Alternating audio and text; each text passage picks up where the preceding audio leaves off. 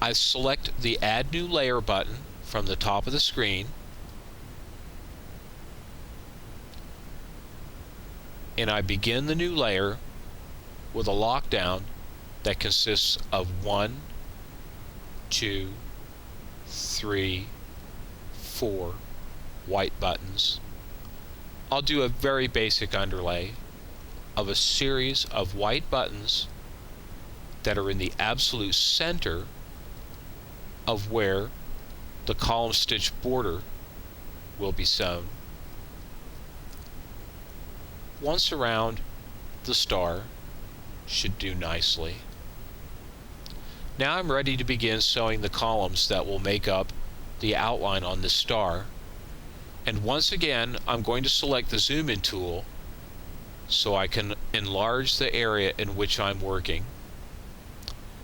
Now, I had set my stitch density for columns to 1.2 for the underlay columns. That will be far too light for the column stitches that make up the outline of this star. So instead, I'm going to set a density value of 0.42, which is about 60 stitches per inch. I begin the column with a white button and continue it with a series of 1,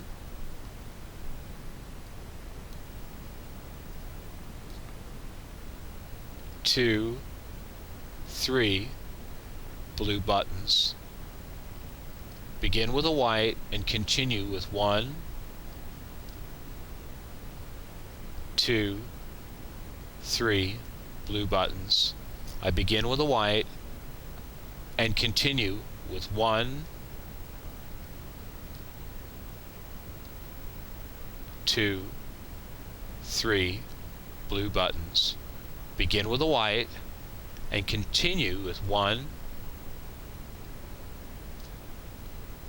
2, 3 blue buttons. Begin with the white, blue,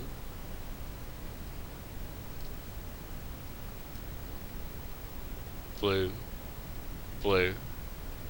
You begin with a white, continue with blue,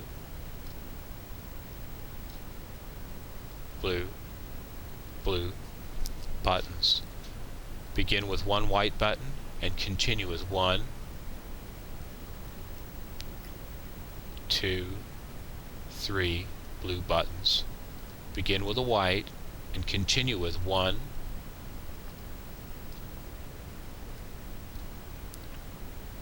2, 3 blue buttons. Begin with a white and continue with 1, 2, 3 blue buttons. Begin with a white and continue with 1, 2, 3 blue buttons. Now that I've finished the column stitch outline for this star, I'll do a basic lockdown of 1, 2, 3 white buttons.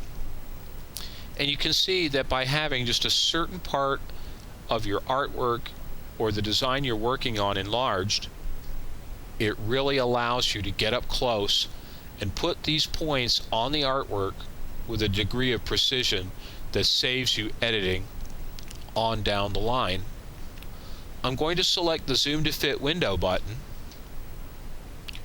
and deselect the Artwork tab from the Design View tabs on the side of the screen.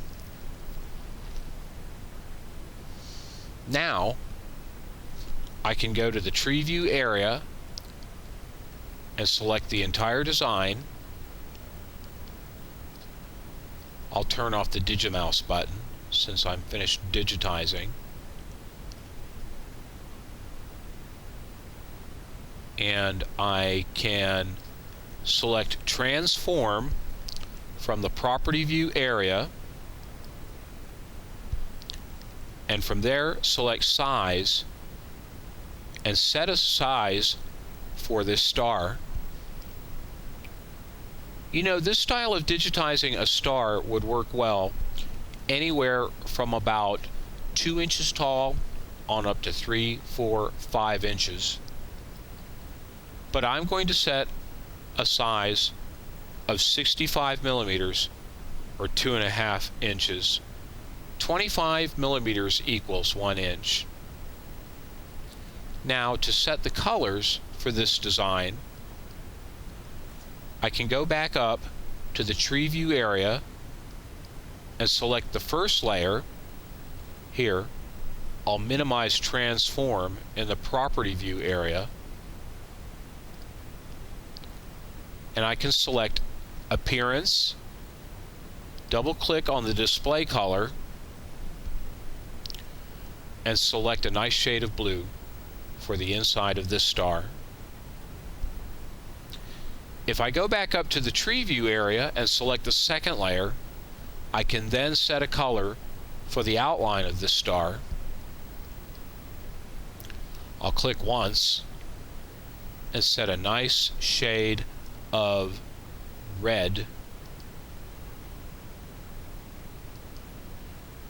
to be the color for the outline of this star. There. You know, there's a couple of things I would like to point out to you before we end this video lesson.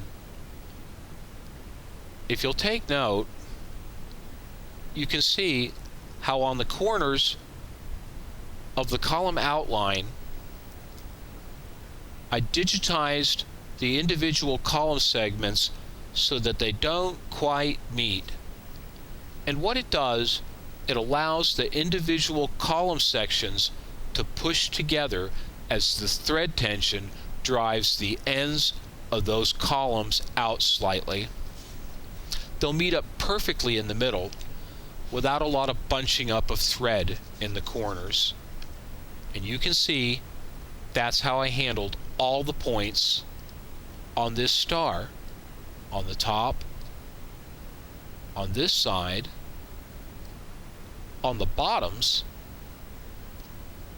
and the other side as well.